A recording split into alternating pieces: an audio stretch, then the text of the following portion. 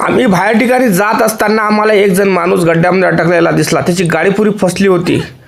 तर बघा मित्रांनो, त्याच्या जीवाला काही हानी झाली नाही, पण त्याच्या गाडीचा एवढा हाल झाला की तुम्हाला सांगू शकत नाही.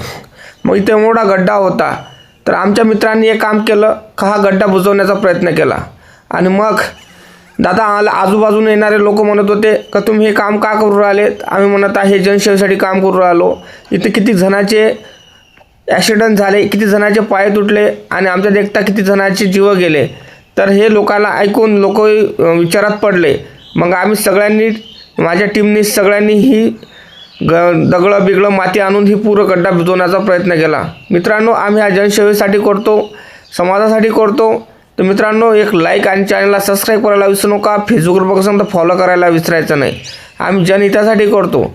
तर मित्रांनो, जय जवान जय किसान. फॉलो करा, शेअर करा व्हिडिओ. धन्यवाद.